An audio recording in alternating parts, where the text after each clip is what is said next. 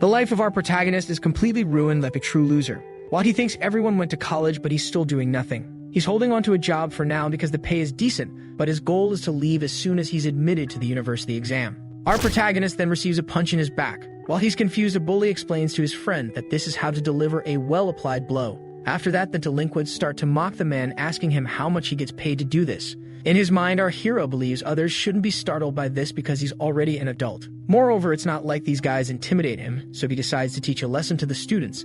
With a trembling voice, the man calls the attention of the rowdy students and warns that he earns 60 rias per hour. Given this, the worker asks the kids how old they are, which leaves them confused about his sanity. The protagonist wants his stutter to be damned, and while calling them brats, he scolds them because he's an adult and he's working. However, the speech doesn't work, and the student from before lands a kick on his leg. While our hero is down on the ground, the students take the opportunity to further humiliate the worker. Then the boys leave, and the protagonist thinks that the stutter only starts when he is confronted in this way.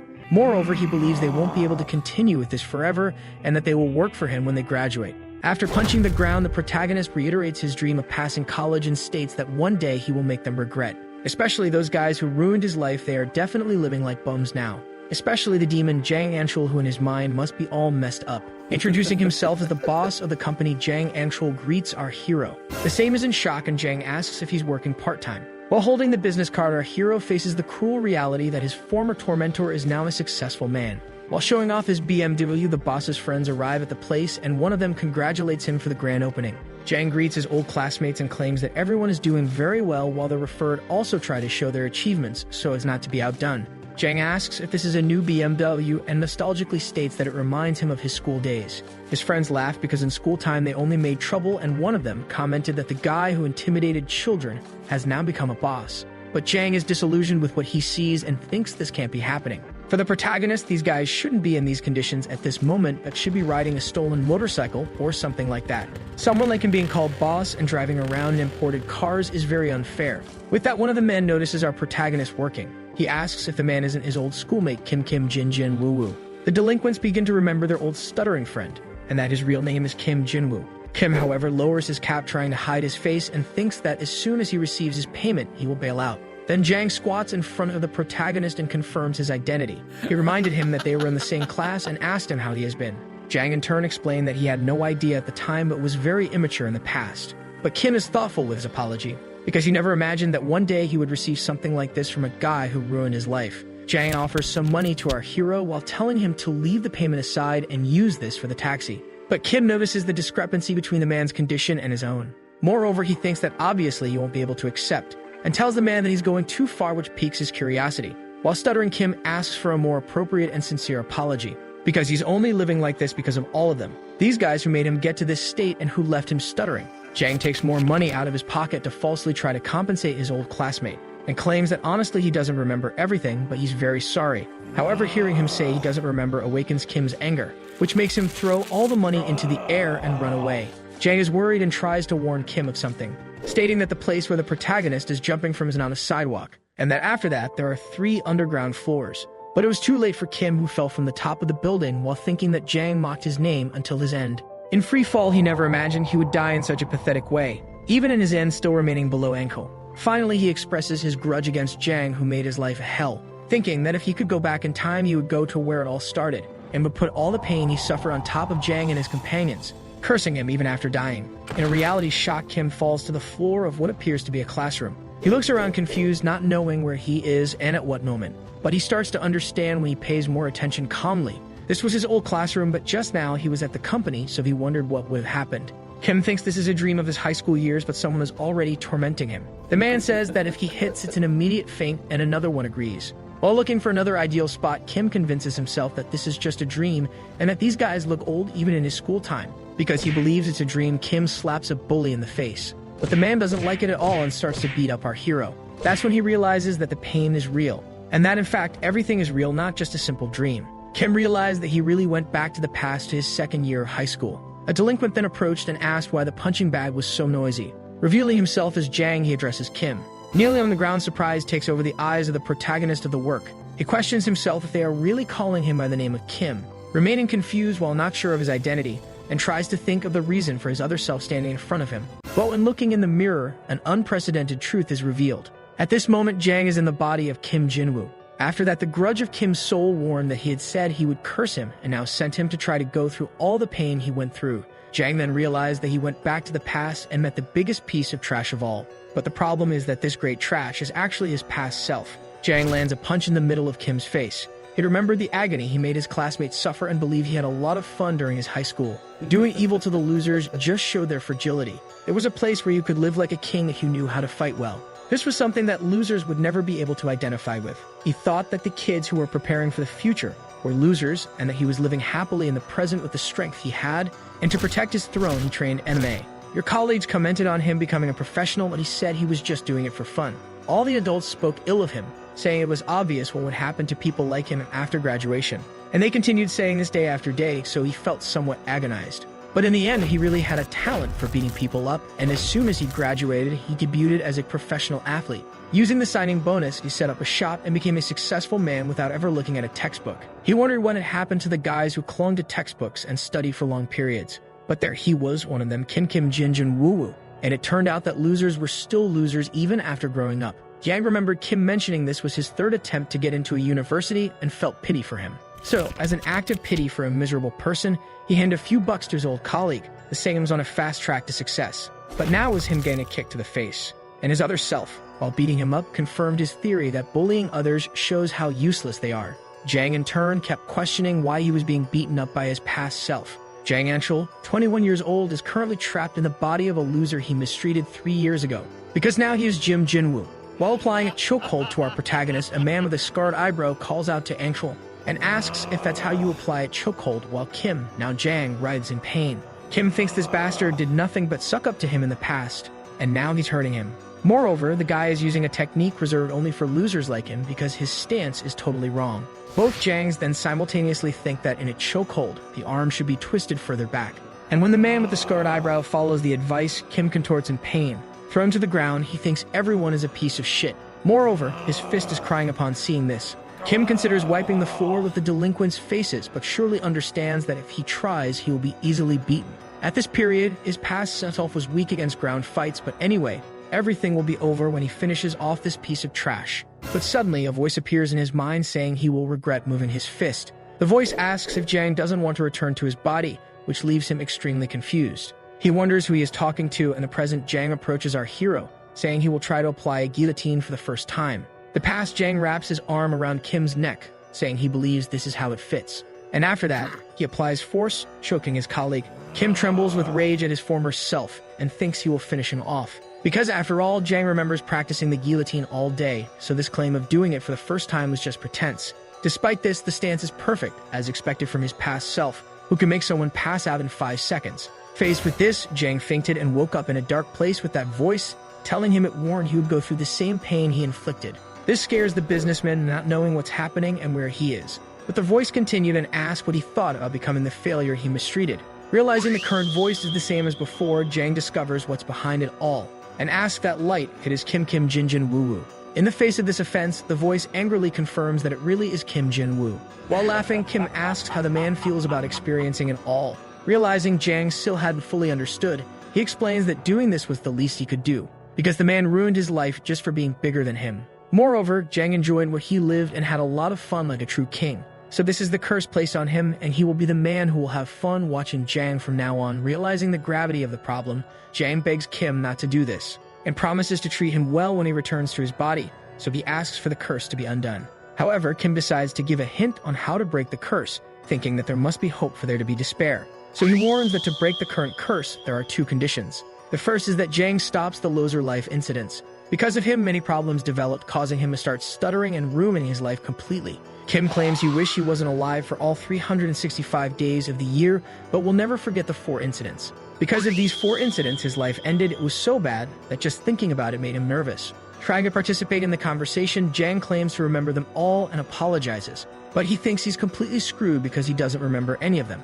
and questions which 4 incidents Kim is referring to, because in 365 days of torment, he can't remember just 4. However, Jang believes that in the end, as they will only involve him and his friends, he will be able to try to prevent everything.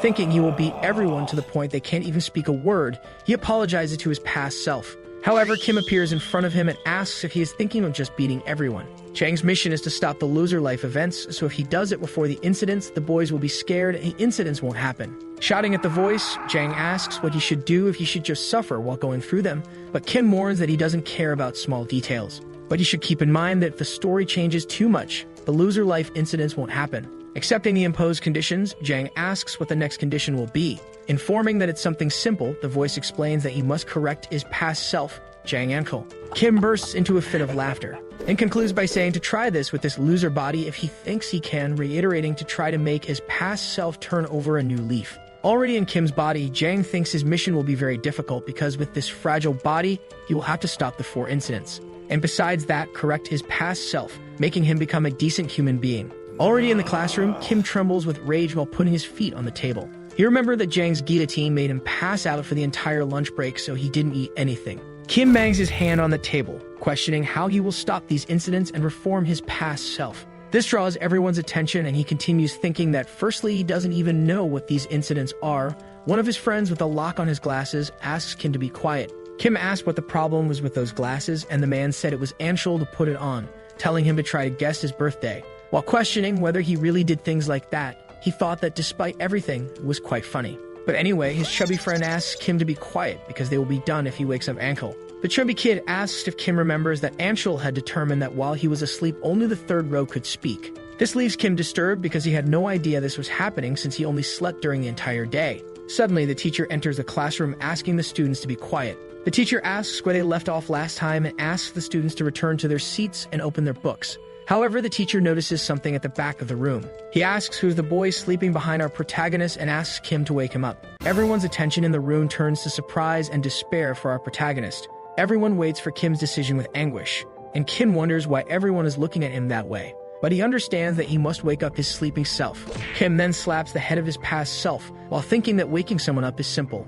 However, this simple action leaves all the students disbelieving. Kim doesn't understand why everyone is worried about it, and mocks his old self who sleeps during class. But Anshul starts to wake up and looks at Kim in an intimidating way as if he is about to commit an atrocity. Jinwoo's friend named Seoljai despairs and questions how Kim dares to slap the head of his sleeping master. Sewell thinks that Kim should hurry and beg for forgiveness on his knees, but he believes that all this is very strange, questioning why nothing is happening between the two. But he came to the conclusion that Jang Anshul would never think in a million years that someone like Kim Jinwoo would dare hit him. So Anshul must be thinking that it's all just a simple dream. But the teacher asks for student number 17 to go to the board to solve the question. He asks who is number 17 and asks for the student to appear now. While checking the attendance list, the students think they are done for because number 17 is their master Jang Anshul. Upon checking the list, the teacher asks for student Jang to appear, and the others think that this teacher always applies punishments to those who do not solve the equation. Sewell believes that the break will be terrifying because he will surely take it out on them.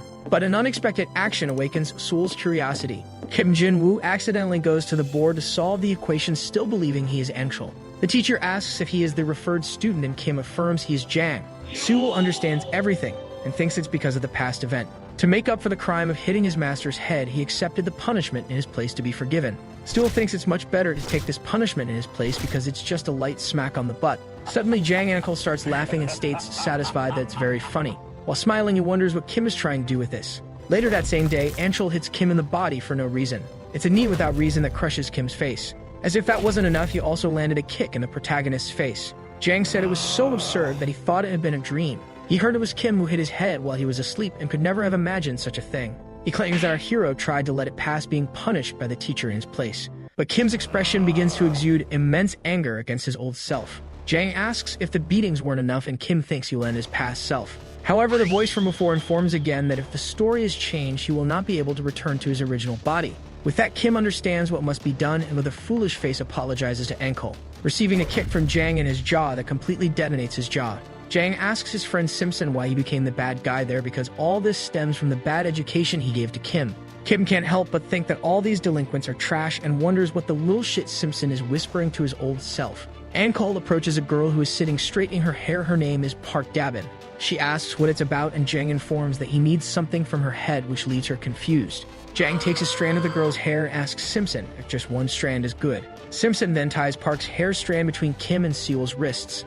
He informs that if this hair comes loose, they will be screwed. He also says that he will be inspecting every break. Simpson says they will also be done for if they swap it for a strand of hair from another girl, and Jang can't hold back his laughter. Kim thinks this is a joke, but it's to be expected from his childish classmates. However, Sewell breaks this idea that it will be an easy task and says he needs to go to the bathroom. On the way to the restroom, several girls mock the two, using the possibility of dating one of the students as an offense. Sewell asks if this means they will also have to do their business together, and Kim tells his friend to shut up. In his thoughts, Kim thought Simpson was making a serious mistake by teasing the guy he sucked up to. He also realizes that other students considered by Jang as losers are also mocking him. Kim never thought he would go to the bathroom with a nerd like Sewell, and that if it weren't for the curse, he would have ended it all.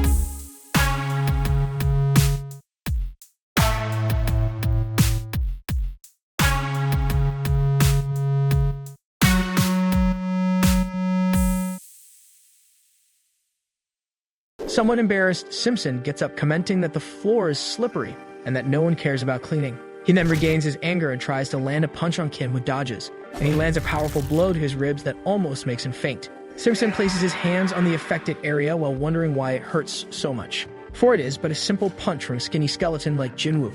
The delinquent contemplates whether our hero has been practicing sports, and the protagonist explains that the punch hurt more because he hit where the liver resides. In a fit of rage, the student lunges at Kim, thinking it doesn't matter since he is taller and stronger, so it will be fine as long as he grabs him. However, Angel still remembers how to defend himself from people and lands a punch on the man's chin, followed by a kick. Even with a normal body, Angel stands out in any confrontation. But he had failed to calculate an important issue. Jang was still not accustomed to fighting with Jinwoo's body. Kim misses his punch towards Simpson and notices the lack of reach. That's when the delinquent tries to take advantage of the situation and attack our protagonist. But Kim, even with an unfavorable body, does not let himself be hit. And with a twist of the torso, he lands an elbow strike on the student's face. This was definitely a strong blow as it left Simpson unconscious. This shattered his ego for losing to someone he considers a loser. The delinquent thinks he might be dreaming, and Kim's voice returns. She warns that the story has changed, so Amshul would be definitely doomed. Later that same day, the delinquent wakes up after his knockout. Confused, he wonders what all this is and if it really was a dream, because he would never have lost to someone like Jinwoo. Resigned, he thinks that even dreaming of being beaten by a loser is humiliating. But Kim appears in front of him, asking if Simpson really still thinks it was all just a dream. Simpson calls our protagonist an idiot and threatens him, saying he won't get away after messing with him. However, Kim confronts him, asking if he should tell everyone that a loser like him beat up the delinquent. The protagonist asks Simpson to choose whether he wants to leave school after the rumors spread or wants Kim to spread them personally. Witnessing pressure similar to that of Jang Anshul, the delinquent asks what Kim wants from him, and the hero warns that he doesn't want much. From now on, Simpson will have to report everything Anshul does and stops doing. Jinwoo details that he wants to know even the most intimate details of Jang's life, like his trips to the bathroom. The delinquent didn't understand the request, but Kim said it wasn't his business and just told him to follow the script and pretend he wasn't beaten up. Or in case he doesn't accept the proposal, Jinwoo could drag him in front of the whole school, beating him a bit more. Faced with such a threat, Simpson understands what must be done and accepts the imposed conditions with apprehension. Kim is happy to see that his plan is working and states that the two will be secret accomplices from now on. The story will not change, and on top of that, as a bonus, he gains a spy who can keep an eye on his past self. Kim thinks he should have just beaten him up from the start instead of holding back, because the story won't change until the rumor spreads. As he walks through the school, Jang smiles and asks if it's right to the original owner of the body, Kim Jinwoo. Kim's soul watches him with disgust for the cunning being that Jang is but could do nothing. At another time, our protagonist stretches while thinking that it relieved him, and that now he could just beat up Min-ju whenever he gets angry. In his thoughts, Jang doesn't understand why Kim goes to school in the first place, since he can't beat anyone up when he gets angry. Anyway, someone hands him a pack of cigarettes. A girl comments that she won't get caught if she makes Jinwoo hold it, and that even if they are caught, Jin can take the blame. Kim gets deeply irritated for being treated as cigarette storage, and the girls find it strange that our protagonist is responding to provocations. They comment that the hero is crazy and that they will tell Anshul about him, but Kim just wishes they would do that, because during his high school years he didn't know how to deal with girls, which is confirmed when the present Jang responds to the girls' gossip, encouraging them to beat up the boy. Park grabs Anshul's arm and asks if her Ginny is really okay, which confuses him. She calls the girls and with a malicious smile tells them to stop being mean. Kim thought Park had always been a proper girl, and that her nickname was Anshul Girl, since she always followed him everywhere. Nowadays, the future Jang feels bad for her every time he thinks about it. Because she's such a nice girl, he thinks he should try to be friendly at least once. But undoing her good girl facade, Park scolds her friends and asks if they are looking for punishment. She scolds them, reiterating that they are not to call Anshul when they are smoking, which leaves the protagonist confused. He realized that this was actually his true self, and that all this time she had been acting, deceiving him. Park, in turn, slaps Kim's face while questioning what he is looking at. Kim realized that this was the real reason she was called Anshul Girl, and Park wanted to teach him a lesson for the affront. She calls for Simpson, who passes by the place, asking him to teach the child a lesson. Park states that Trash is staring at her, and the delinquent says that if it's for his dabbin, he can straighten him out. But he realized that the Trash was the man who had beaten him up before and trembled with fear. Park questions him about what he is doing and if the command is still not clear, but Kim reminds Simpson of the agreement with his intimidating facial expression. Then acting, the two leave the place while the girls notice something strange with the relationship between the two.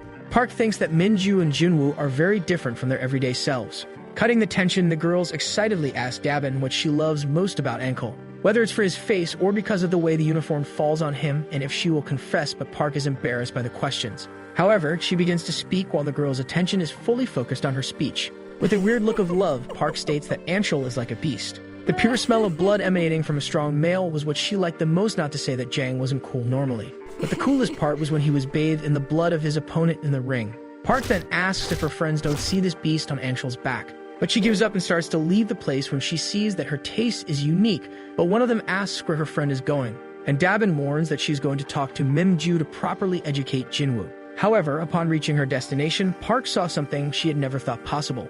Kim Jinwoo, the school's failure, was holding Simpson in a chokehold. Almost fainting, Simpson tries to resist, but Kim completely dominates him. At that moment, Kim notices someone's presence in the place and gets startled. This someone was Park, who witnessed the whole unfolding of the fight between the two. She was profoundly confused by that situation, and the protagonist is discredited. He thought that now he would be screwed because he was caught beating up Minju. And if Dabin spread the word, the story would change, and then he would lose his chance to return to his original body. Reflecting on his situation, Kim, with a serious expression, commands Park to come to him, while thinking he was planning to at least spare the girls. Dabin is surprised by Kim's stance, not understanding what's happening since he's a loser. Yet despite everything, something catches her attention. Now the protagonist's aura also emanates the shadow of a furious animal, making Park develop feelings for Kim as well. The honey badger is an incredible wild animal. This species of badger is no joke, and by the name, you might think it's a lovely being. But it's far from it, as even snakes are prey to this animal. The record book lists it as one of the most courageous animals because it picks fights even with lions when irritated. Moreover, winning or losing doesn't matter, only its pride and will to fight. Our protagonist's way of life is that of the honey badger, always fed up and picking fights. While believing this was something incredible, Park Dabin, at 7 years old, already harbored a huge fascination for the fierce honey badgers. That ferocity of the honey badger was what Dabin felt now witnessing Kim Jinwoo, and she couldn't stop wondering why she felt this way. And with aggression, Kim curses her and orders her to come to him. Being cursed, Park gets angry with the loser student and questions Jinwoo about his speech. But looking at his face, she collapses into feelings again, leaving Kim confused. While walking through the school corridors, Kim can't stop thinking about Park Dabin. He thought she would be spreading rumors, but nothing happened. Suddenly, the two bump into each other, and Park, irritated, almost verbalizes a curse. But Kim confronted her, asking what she was about to say, which made her become sentimental again, trying to hide her embarrassment. But Kim doesn't understand the root of her motivations. He wonders why she's blushing and averting her gaze while she retreats to the corner. Kim believes that after she saw him beat Simpson, she became scared, so he corners her. He threatens her, stating that if she says anything, she'll be finished, and he believes this is working. Because like Mingyu, Kim must instill fear with his fists. However, little did our hero know that this type of behavior actually incites the girl. Putting her hand over her mouth, Park can't believe that our protagonist looked her in the eyes. She questions why she's like this in front of a loser like him. A while back on that day, a heavy rain was taking over the place. If the man went to the bathroom during a break, they would mess with him, so he went during class. The school bathroom had rumors of being haunted, and unfortunately, he ended up seeing something different, something that was actually much scarier than any ghost could be. The man had come there to avoid Jang, but he was also there, and stating he was pleased, he asked if the student came to do his business. He told him to use the toilet because he had finished, and the student had to subject himself to such humiliation. While doing his business, he talked with the delinquent, but Jang looked at him differently, as if he was about to commit an atrocity. That day, Jang extended his hands and suffocated the man while he was evacuating for no reason. Thus, he passed out right there without a chance to defend himself. And when he woke up on the bathroom floor, he had already become the laughingstock of the entire school. The students laughed at him in droves, while Sewell couldn't defend his honor despite being blameless. In his mind, he could only think that Jang Amchol was a terrible person, and that he had screwed up. Back in the present, Kim, with high spirits, tells his friend not to lie because he never did this, but Sewell asserts it's not about him but Jang. Inside Kim's body, Jang can't believe he did that and tries to comfort his friend, saying it was just a joke that others would forget. But Sewell is skeptical about this issue because things were already very difficult for him, stating that he just wanted to go to school normally and not suffer this kind of thing like other people. He cries, saying he's trying to do his best, but it's hard. Apologizing for ruining the mood, he asks to forget what was said, because after everything, he's still happy to have Kim, a friend he can trust. Suddenly, someone appears behind Kim with arms at the height of his neck. That someone is Jang, who mounts another chokehold without reason on the protagonist, suffocating him. Kim thinks it's really crappy to be the man who receives the taunts and aggression. After passing out, Jang wakes up in his mind again. He realizes he fainted again from the blow that came from behind. He asks what it is this time to Kim Jinjin Woo Woo, questioning if he calls this a curse because it's not a big deal after all. Jane mocks, saying the cat got Kim's tongue and that he's upset things aren't going right because now he has two allies. Jang says if he uses the two to stop any incident at school, it will be like taking candy from a child, asking Kim to just give up and undo the curse. But it wasn't as simple as Jang thought. In a fit of madness, Kim's soul begins to laugh non-stop. She questions what was said about using his allies to end the incidents at school, but she never said that the incidents that ruined her life only happened at school. Kim asks if Jang doesn't remember because he knows very well that they don't just bother at school. Jang then enters into despair and asks if the first incident happened outside of school. But the voice of the soul obviously doesn't confirm this and advises to prevent the incident if he can. Kim walks down the sidewalk, nervous about what just happened. He huffs in anger and questions this first incident that didn't happen at school. Because if it wasn't at school, where would it be? Because in high school, all he did was spend his time training. Kim confirms this when he sees that his old self is going to the gym and wonders if he'll have to monitor him there too. If he acts carelessly and gets caught, the story will change, but he can't send Sim Mingyu to the gym. Park Dabin also can't help him there, so Kim has no choice but to continue with what he's doing. The protagonist thinks this is all hell and questions what the voice of the soul wants him to do. Kim gets the idea to hide his face and shows up at the gym to register with a mask. The coach asks if his name is Striking Hand, and our hero confirms. That coach questions if Kim is a YouTuber or something similar, and if he will help promote his gym, but the protagonist denies. The receptionist, in turn, asks if this is his first time training, which when confirmed responds by praising the decision. Kim thinks he hasn't seen an acquaintance of his in a long time. Before, when he knew nothing but knockouts, he made him a pro in ground combat. So he decides to train a bit and monitor his past self. But Jang isn't there yet, and Kim tries to find something to pass the time. Suddenly, two people excuse themselves and ask the newcomer if he needs any help. Kim is confused but already expects what's coming. One of the men, while smashing him on the ground, asks if that seems cool and informs him that it's the twister technique. With that, Jang remembers that this gym is where all the bullies meet. When he was Jang Enshul, the men were mere sheep. This brunette was the biggest of them, but now that he's in this body, everything is different. Being crushed on the ground, the protagonist stays silent and another nerd pleads for mercy, claiming he's already tapped out on the mat to surrender. This man is Sul, who for some reason also wants to learn to fight, but is suffering mistreatment even outside of school. Witnessing this injustice, our hero quickly breaks free from the man's hold and runs towards Sul, leaving the fighter confused by the ease with which the skinny one escaped his technique. In front of his friend, Kim begins to reflect on what's happening. Sul, who just wants to live a normal and peaceful life, is once again asking for help. Kim remembers everything his friend is going through and all his struggles.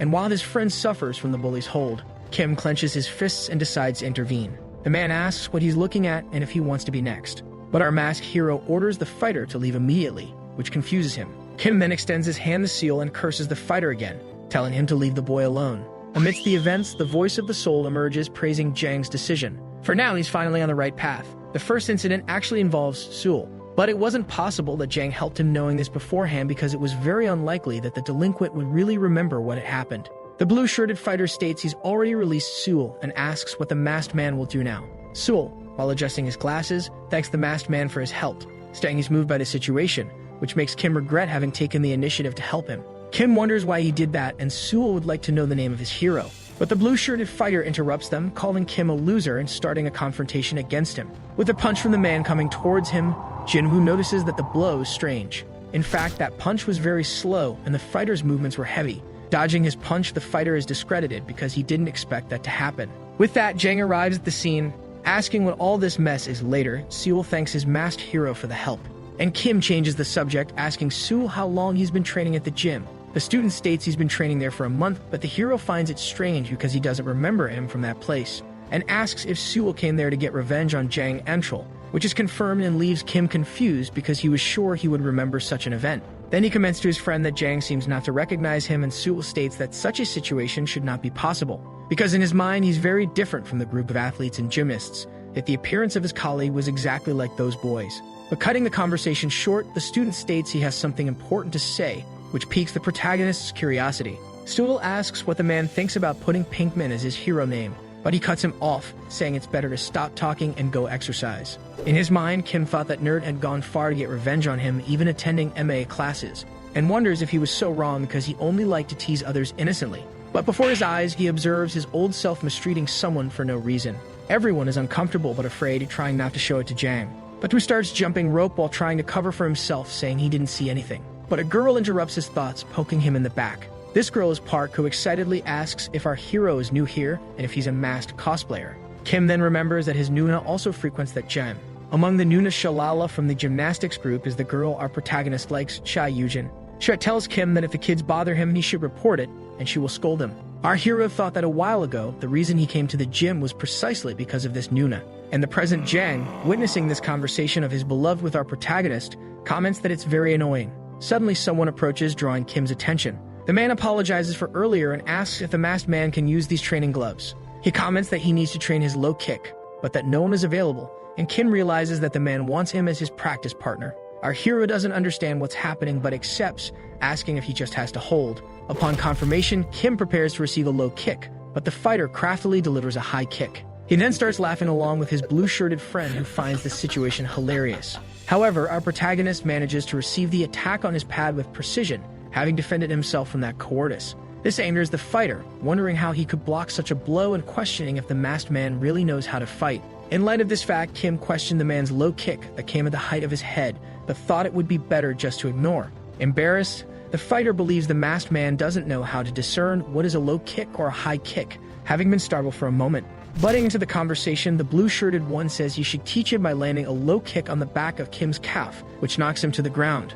The two bullies start laughing at the situation of our hero while commenting that the blow was just like the ones Anshul used to do. The white-shirted one says he heard that Anshul's slap was perfect, and the blue-shirted one states they'll need to be careful with that. After the incident, Che appears, asking if those two were mistreating the masked man, but they deny it, stating they were just teaching the low kick.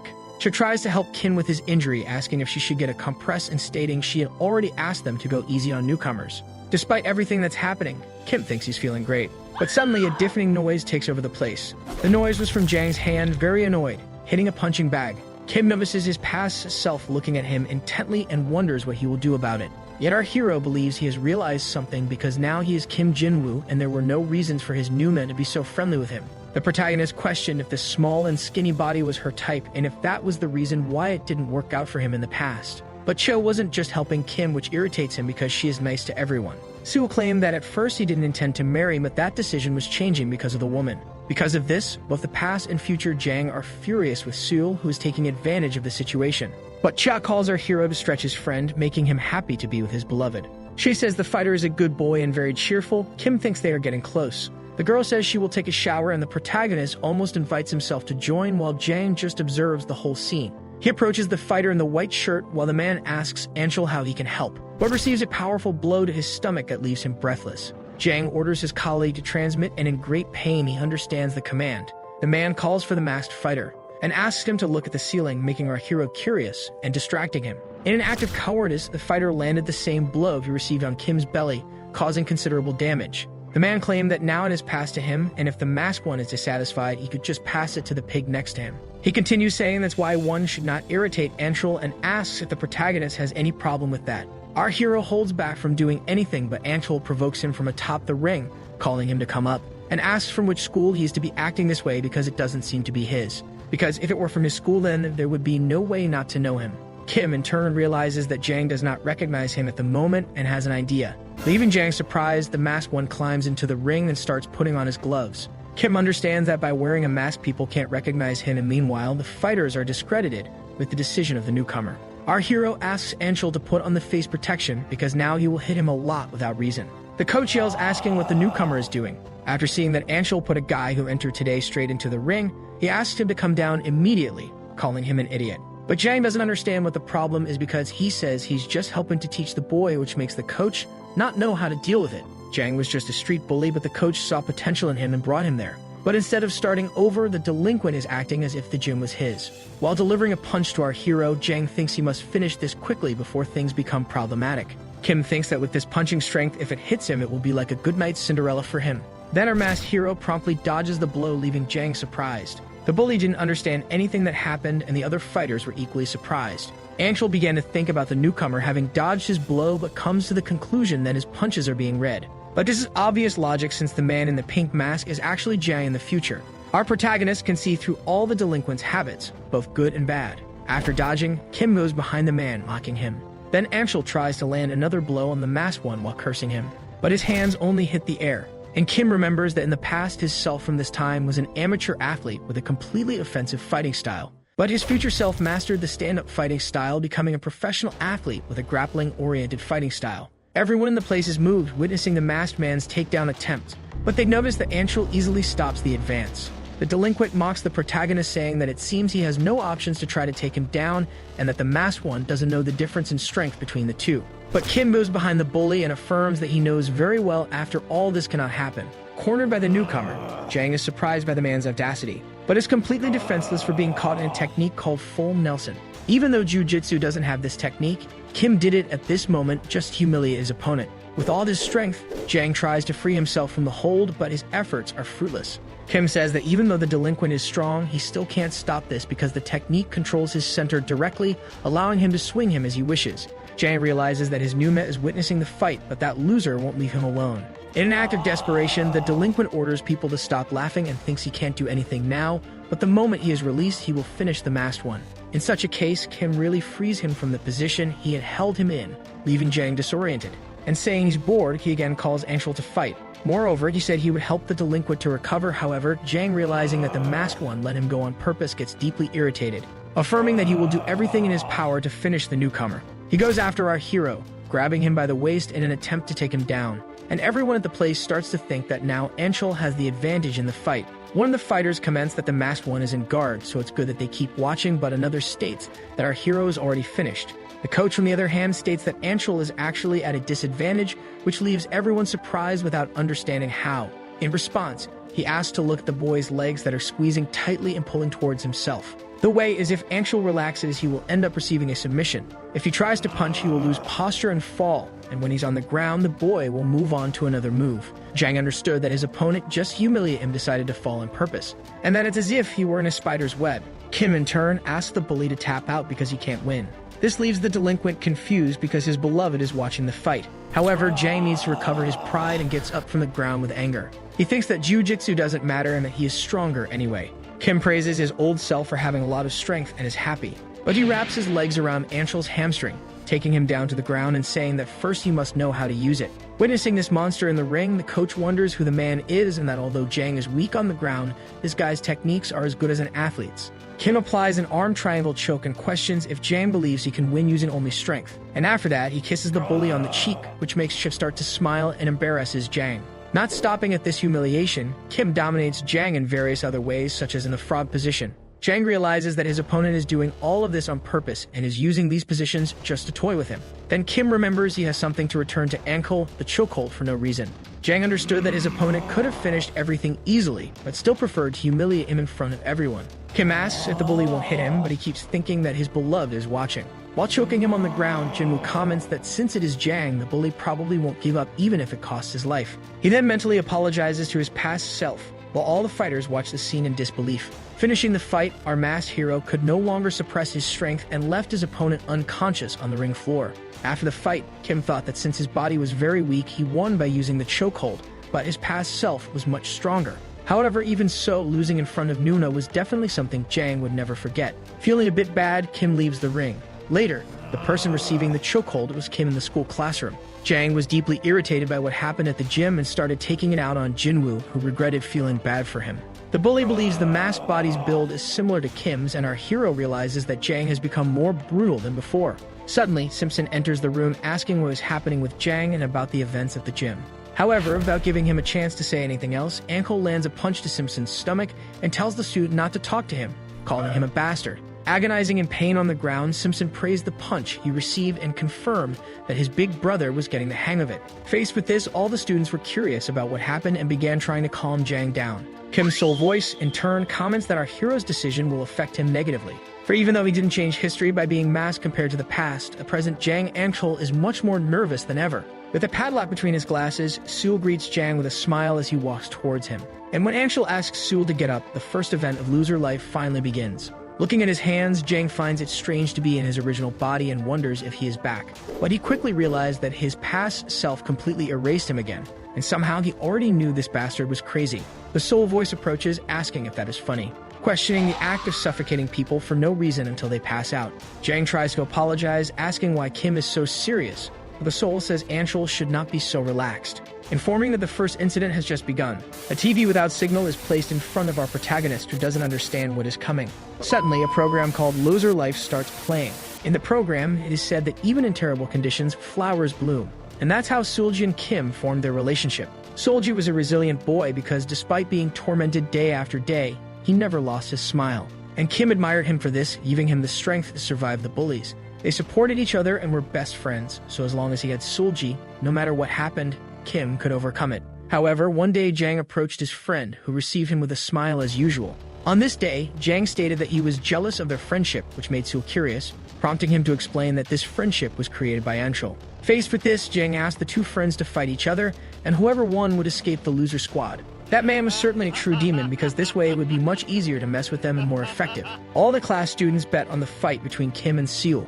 On this day, Kim did not want to fight and wondered why he had to hit his best friend. However, unexpectedly, Seolji hit him first. He called him a loser and proudly stated that he would beat Kim to escape the beatings. Seol's betrayal made Kim's blood boil because he did not want to fight and had even challenged Jang Anshul. After that, he no longer remembered what happened, other than using his fists like a madman. At the end of the fight, Kim Jinwoo won, and from then on, he would no longer be a loser. However, after the fight ended, he realized. At no point did Seolji fight back, and for his sake, he just took the beating silently, accepting his fate. After that, they never hit Kim again, but they tormented Sewell daily. Later, Kim deeply regretted what he did to his friend, and Jang Anshul became more and more outraged, taking his anger out on Sewell. However, the most revolting thing of all was that deep down, Kim thought it was a relief. During the break, Sewell comforted Jinwoo, saying that he was not to blame and therefore did not need to feel bad. However, he could no longer look his friend in the face while saying this. Sewell stated that he would debut as a light novel author and become very famous, and one day he would let Kim read his works. However, now he was ashamed but did not stop encouraging Kim to pursue and achieve a dream. But the smile that was once permanent on his friend's face had disappeared. So that notebook was Seolji's pride and weakness. He did not want to show it to anyone, no matter who it was, and was able to endure everything just because of his dream. But one day, the delinquents made him read the notebook aloud in front of everyone. And those people were not mocking Seolji's novel, but him himself. Afraid of Jang Anshul, Kim did everything he was told to do. Even though he knew this was his friend's vulnerability, he began to expose it word by word. The classroom students had no compassion and mocked Sewell's dream in front of him. Finally, the one who always remained a strong person stopped coming to school. Then the adults intervened due to reports from parents of mistreatment in the classroom. On this day, the teacher asked everyone to close their eyes, and Kim saw hope. The teacher asked the students to point to who tormented Sewell, and Kim thought that with the power of adults he could punish Jang. The student desperately tried to gather the courage to accuse the bully, and he thought he wanted to take his revenge there and then, but pathetically, his hands did not move. So he left it to his classmates to take revenge for him because everyone had seen who did this to Seolji. However, when they opened their eyes, all the students shamelessly accused Kim, and his wish did not come true due to the many fingers pointing at him. Kim then became the culprit instead of the victim. Everyone knew it was much easier to incriminate him than Jang himself. So Kim was labeled a delinquent on his school record and failed the university interview despite having good grades. His school record became entirely useless and all he did was study, but even so, he could not enter college. His life then started going wrong this way, and this was the beginning of the first incident. However, the saddest part of all was that because of Jang, Kim lost his only and best friend. Then the soul's voice stated that if Jang wanted to go back, he should prevent the incident that ruined everything. Already in the classroom, Kim understood the entire unfolding of the first incident and appeared to be sad. But Jang interrupts him as informed by the original Kim's memories, ordering the two to fight each other. This was the first time Jang saw his past self as a true villain, and the first incident begins. Jang orders the two friends to fight each other, but Kim has a vacant expression. Jang explains that whoever wins will escape his torments. In his thoughts, Kim remembered that originally Jinwoo won the fight and Sewell continued to be massacred. In that case, if Sewell beats him and he passes out, it is natural that his friend would come out as the winner. So while his friend's rescue approaches, Kim just wishes that Sewell would hit him. This way, the first incident will be resolved. However, unexpectedly, our hero lands a powerful punch on Sewell's face, knocking him out immediately, making him celebrate among everyone because despite everything, Kim still has Jang's pride and cannot let a nerd beat him. The soul's voice, witnessing such a situation, thinks that our hero is a son of a bitch, and that even a devil disapproves of the action. Later, Kim wondered why he did that because it was with such force that he won without realizing it. But as in his memories, Sewell comforts him, saying it's not his fault, and that the real culprit is Jang Anshul. But since Kim has Jang's soul, inevitably, he also feels offended. Kim, in turn, asks if his friend will stop going to school because of a nonsense like that. And Sewell laughs, saying of course not, because he is sure that if he doesn't come, the one who will suffer will be our hero. Jinwoo thinks that this is a relief and praises his friend for being so resilient. Sewell confirms with a smile, saying he is good at dealing with these things, so Jinwoo can relax. Later in the cafeteria, the bullies throw a tray of food in the student's face. Stimson calls him a shitty otaku and asks if he doesn't know that Anshul doesn't usually eat cucumber. Gathered on the floor, Sewell tries to explain, informing that the day's meal is seasoned cucumber, so it's impossible not to have cucumber. But Simpson maintained his criticism, saying that Anshul started disliking cucumber now, and as Anshul's servant, he should have analyzed this in advance. From afar, Kim notices that the bullies are bothering his classmate. However, despite them exaggerating, there's nothing he can do because if he decides to interfere, the story will change. Moreover, Kim thinks it sucks to have to worry about Sul, but as long as he continues coming to school, the incident probably won't happen. Jang says it's okay if Sulji shows remorse, but spraying food like this on the school floor is wrong. So the bully ordered the student to eat all the food that was thrown at him. Kim is disturbed by hearing what they are planning to do, and meanwhile, the delinquents enjoy this situation. But Sul says he is allergic to cucumbers, but Simpson doesn't want to hear it, and kicks the boy's face, saying that from this day on he likes cucumbers, and questions if Sul prefers to eat the cucumbers after getting beaten by him or after getting beaten by Anshul. With that, Sul picks a seasoned cucumber from the floor and starts chewing, making the bullies happy. Kim, in turn, watches in disgust and tries to convince himself that he doesn't care about what's happening, and that he just needs to focus on returning to his original body. Later in the classroom, Simpson asked his Lord Judge what he thought of his model. Jang said he was definitely glamorous, while the students laughed non-stop. The students wondered who made the shirt, and another said that Sul could become a member of the K-House. Kim thinks that the people are excited and that, honestly, those aren't really mistreatments, because Sulji likes attention, so he is enjoying it, and it doesn't matter if the physical education clothes are torn because he isn't getting beaten. Moreover, in Kim's mind, Sul is popular with the girls despite them blatantly cursing him. Interrupting the presentation, the student asks Mingyu when the contest will end, and Simpson informs that it will end when he cries, slapping the boy's face. Kim then realizes that things aren't exactly as he thinks and that Sul is really suffering from those students. However, Jang begins to get tired of mistreating the boy because as it becomes routine, he no longer reacts the way they want. In that case, Simpson asks what Anshul will do to handle this situation, and Jang asks them to remove Sul's clothes, leaving our hero in shock. The bullies go after the boy, trying to remove his clothes, and he tries to resist. But Sul doesn't have enough strength to defend himself and is completely subdued in his aggressor's hands. However, Jang starts to laugh at that atrocity, and Kim, observing his former self this way, begins to reflect. Later in the school parking lot, Sul thanks for the company and asks if it's a special day, but Jinwoo says the boy doesn't need to know that. However, Kim asks if his friend is still calm, which confuses him. He doesn't know how to put his words and sums up by saying, "Just don't think about doing anything stupid." In his mind, Jinwoo thought that it was complicated because for him to stop the incident, he needed to take care of this otaku. Breaking the tension, Sul approaches and hugs our hero, thanking him for everything. But Kim doesn't understand why his friend doesn't hold a grudge against him and still treats him well. Because instead of resentment, he is looking at him understandingly, without even knowing he is being used. Kim wonders if his friend actually likes to suffer, but considers the possibility of him just being a damn pervert. However, after Jinwoo leaves the place, Sulji sits on the staircase alone and cries for several hours. This was something very complicated for our hero, who no longer knew what to do. Sul thought he didn't want to go to school anymore and wondered what he had done wrong to be so mistreated. Considering taking his own life, he thinks it would be easier instead of living this way. Suddenly, someone appears asking why Sul is crying. That someone was the man who saved him, the masked man from the fighting gym. No time to cry, the masked man says it's time to get strong, and that he will turn Sul into a powerful fighting machine. Our video ends here. If you like it, leave your like. See you next time. Bye-bye.